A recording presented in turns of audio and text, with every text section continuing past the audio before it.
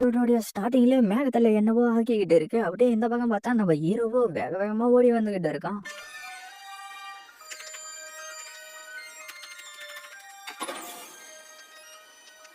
என்ன விஷயம் அது வந்து நான் எப்படி வாங்கிட்டு அத சொல்லுவேன். நம்ம 2 பேரும் ஒரு நல்ல நண்பர்கள். அதனால எதுவா இருந்தாலும் தைரியமா நீ என்கிட்ட சொல்லு. அது வந்து நான் இப்ப பிரெக்னென்ட்டா இருக்கேன். நம்ம ஹீரோவா அத கேட்டு ஷாக் ஆயிரும். அதுக்கு நம்ம ஹீரோயினும் நம்ம 3 வருஷமா ஒண்ணா தானே இருக்கோம். அதனால நான் பிரெக்னென்ட்டா இருக்கிறத கேட்டு நீ ஆச்சரியப்படுறதுக்கு ஒண்ணும் இல்லடா. ஆனா எப்படி? அட நான் சும்மா தான்டா சொன்னேன். நம்மளுடைய ரிலேஷன்ஷிப் எந்த அளவுக்கு இருக்குன்னு நம்ம 2 பேருக்கும் நல்லாவே தெரியும். இதுல உனக்கு எந்த பிரச்சனையும் இல்லையா? நான் என்னால முடிஞ்சா எல்லாத்தையுமே ட்ரை பண்ணி பார்த்துட்டேன். ஆனா இது எப்படி எனக்கும் சரியா புரியல. நீ இந்த குழந்தையோட அப்பா யாருன்னு தானே யோசிச்சுக்கிட்டு இருக்க. அதெல்லாம் இல்ல, நான் உன்னை பத்தி தான் கவலைப்பட்டுக்கிட்டு இருக்கேன். என் மேல இவ்வளவு அக்கறையா இருக்கிறதுக்கு நன்றி. நான் இப்ப நல்லதா இருக்கேன்னு சொல்லிட்டு இருக்கிறப்பவே அந்த இடத்துல ஒரு மேஜிக்கல் கேட் ஓபன் ஆகி 2 பேரையும் அதுக்குள்ள இழுத்துக்கிட்டு போயிடுது. பார்த்தா அவங்க 2 பேரும் வேற ஏதோ ஒரு உலகத்துக்கு வந்துட்டு இருக்காங்க. இது என்ன இடம் தெரியல. நீனா இவ்வளவு அமைதியா இருக்க. என்னுடைய பிரெக்னன்சி மேட்டரை விட இது ஒண்ணும் அவ்வளவு பெரிய விஷயம்லாம் இல்ல. அப்படின்னா சரி, நீ இப்ப இருக்கிற நிலைமையில இந்த இடத்துல இருக்க முடியாது. வெளியில போறதுக்கு முதல்ல ஒரு வழியை கண்டுபிடிக்கணும். ஆனா நான் இந்த பிரெக்னன்சி மேட்டரை பத்தி ஆன்லைன்ல சர்ச் பண்ணி பார்த்தேன். அதுல இருந்த டிப்ஸ் மூலியமா நான் போயிட்டு கிட்ட வச்சு டெஸ்ட் பண்ணி பார்த்தேன். அதுல பாசிட்டிவ்னு வந்துருச்சு. அதுக்கப்புறம் நான் என்ன பண்றதுன்னு எனக்கு ஒண்ணுமே புரியல. சரி, நீ டாக்டர் கிட்ட போனியா? இல்ல, போறதுக்கு கொஞ்சம் பயமா இருக்கு. அது மட்டும் இல்லாம இந்த விஷயத்த உன்னை தவிர வேற யாருக்கிட்டையும் நான் சொல்லல. அப்படின்னா நம்ம இந்த இடத்துல இருந்து வெளியில போனதுக்கு அப்புறம் ஒரு டாக்டர் கிட்ட போயிட்டு செக் பண்ணி பார்க்கலாம். தேங்க்யூன்னு சொல்லிட்டு இருக்கிறப்பவே திடீர்னு அவளுக்கு என்னவோ ஆக ஆரம்பிச்சு. அவளுடைய உடம்புல இருந்து ப்ரெஷர் எல்லாம் ரிலீஸ் ஆகி அவளுடைய ஃபேஸ்ல ஒரு சிம்பிள் வந்துருது. அப்படியே அவளுடைய உடம்ப சுத்தி என்னவோ எனர்ஜி வந்துகிட்டு இருந்து அவளுடைய வாயில இருந்து என்னவோ ஒரு கிரியேச்சர் வெளியில வந்துருது. அது அடிக்க வரவும் நம்ம ஹீரோ ஜஸ்ட் மிஸ்டர்ல தப்பிச்சறான். இப்ப நான் எதுவும் பண்ணலன்னா கண்டிப்பா செத்து போயிடுவேன்னு சொல்லிட்டு இருக்கிறப்பவே நம்ம ஹீரோவுடைய கையிலயும் அந்த சிம்பிள் வந்து அப்படியே ஒரு கட்டானா வந்துருது. 2 பேரும் அதை பார்த்து ஷாக் ஆயிடுறாங்க. நம்ம ஹீரோவோ அப்படியே ஹீரோயின் கிட்ட வந்துட்டு நீ நல்லா இருக்கிறியான்னு கேட்க, நான் நல்லா தான் இருக்கேன் அப்படின்னு நம்ம ஹீரோயின் சொல்லிட்டு இருக்கிறப்பவே அந்த கிரியேச்சர் அடிக்க வர நம்ம ஹீரோ அந்த கட்டானாவை பயன்படுத்தி ஒரே வெட்டிலே அதை 2 துண்டாக்கி காலி பண்ணிடுறான். அங்க கொஞ்சம் பருடா வெளியில போறதுக்கான வழி ஓபன் ஆயிடுச்சு. அப்படியே 2 பேரும் வெளியில வந்துட்டு இது என்ன இடம்னு தெரியலையேன்னு சொல்லிட்டு இருக்கேன். நம்ம ஹீரோயின் உன்னுடைய கையில ஒரு மார்க் இருக்குடான்னு சொல்ல, நம்ம ஹீரோ உன்னுடைய முகத்திலே இருக்குன்னு சொல்லவும் அப்படியே நம்ம ஹீரோயினா அதை பாத்துக்கிட்டு இருக்க. நீ எப்படி இப்ப ஃபீல் பண்றேன்னு நம்ம ஹீரோ கேட்க, நான் முன்னாடி இருந்ததை விட இப்ப ரொம்ப நல்லா இருக்கிறேன். ஆனா என்னுடைய வயிற்றுலதான் என்னவோ இருக்கிற மாதிரி ஃபீல் ஆகுது. என்னது இதுன்னு சொல்லிட்டு தூக்கி கடாசிடுறான். ஆஹா, நீங்க தான் புதுசா வந்திருக்கிற விசிட்டர்ஸா? என்னுடைய பேரு தான் மானா. என்ன, நீங்க இன்னும் வெர்ஜினா இருக்கிற மாதிரி தெரியுது. மானா, இங்க என்ன பண்ணிட்டு இருக்க? வந்துட்டீங்களா? இவங்க தான் நம்ம இடத்துக்கு புதுசா வந்திருக்கிற விசிட்டர்ஸ். அது மட்டும் இல்லாம அவங்க கிட்ட ஏற்கனவே அந்த சிம்பிள் வந்துருச்சு. சரி,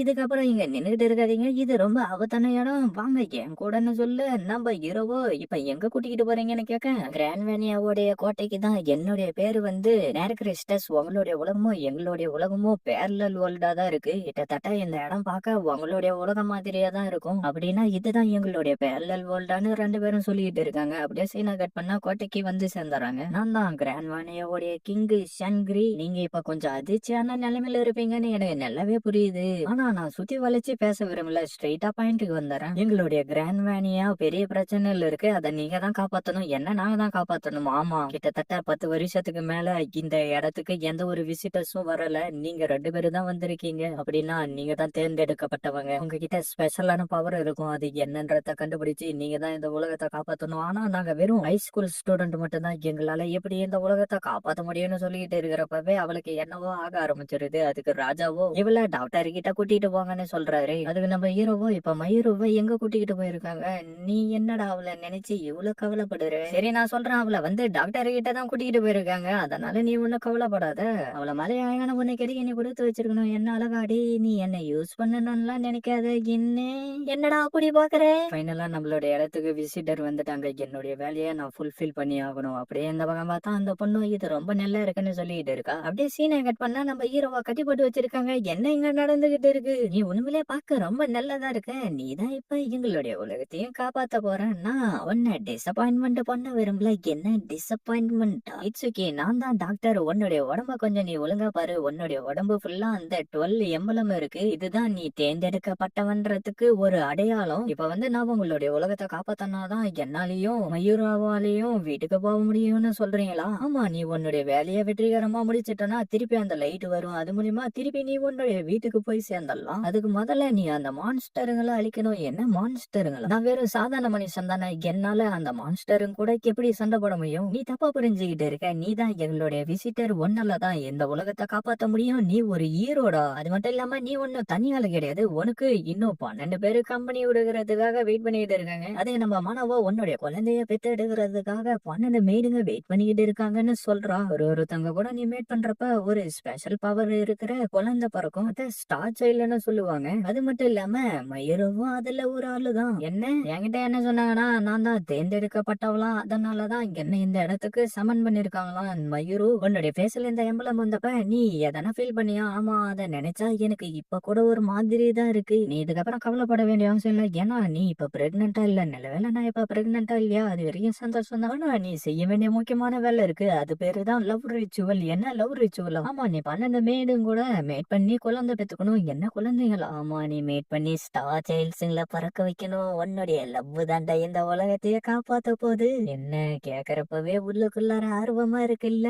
நீ பேசுறதை விட நீ பண்ற ஆக்ஷன்லயே நீ எவ்வளவு ஆர்வமா இருக்கன்னு எனக்கு நல்லா தெரியுது. அதனால லவ் ரிச்சுவல்ல தெரியாத ஆளுகிட்ட இருந்து ஸ்டார்ட் பண்றதை விட உனக்கு தெரிஞ்ச மயூரு கூடவே ஃபர்ஸ்ட் டைம் நீ பண்ணலாம்டா. லவ் ரிச்சுவலை பத்தி உனக்கு சொல்லி கொடுத்தது எல்லாம் ஞாபகம் இருக்குல்ல? ஆனா டாக்டர் ரியோன் இப்பவே இந்த இடத்துலயே பண்ணணும். ஆமா, நீ இப்பவே இங்கே பண்ணலாம். மயூரு, இந்த ஃபீலிங் உண்மையிலேயே ரொம்ப அற்புதமா இருக்கும். இட்ஸ் ஓகே, இப்பதான் ஃபர்ஸ்ட் டைம் பண்ண போறா, அதனால பாத்து பண்ணுன்னு சொல்லிட்டு இருக்கு. அப்படியே 2 பேரையும் தனியா விட்டுட்டு போயிடுறாங்க. இட்ஸ் ஓகே, நம்ம இப்ப இதை பண்ணாதான் வீட்டுக்கு போக முடியும். என்னுடைய வெர்ஜினிட்டிய உன்கிட்ட இழக்கிறதுல எனக்கு எந்த ஒரு பிரச்சனையும் இல்லடா. ஆனா இந்த மாதிரி எல்லாரும் பாக்குற மாதிரி பண்றதுதான் எனக்கு கொஞ்சம் பிடிக்கல. இந்த லவ் ரிச்சுவல்ல எப்பயும் பண்ற மாதிரி பண்ணக்கூடாது. இந்த மாதிரி பண்ணாதான் ஸ்டார் சைல்டு கொஞ்சம் ஸ்ட்ராங்கான ஆளா இருப்பாங்க. மயூரு, நம்ம இப்ப வீட்டுக்கு போனோம்னா இதை பண்ணிதான் ஆகணும். அதனால என்னுடைய குழந்தைய பெத்தெடுக்க நீ தயாரா? நம்ம இதை பண்ணாதான் போக முடியும். அதனால சரின்னு சொல்ல அப்படியே 2 பேரும் மேட் பண்ண ஆரம்பிச்சாராங்க. இதோட இந்த எபிசோட் முடியுது ஃப்ரெண்ட்ஸ்.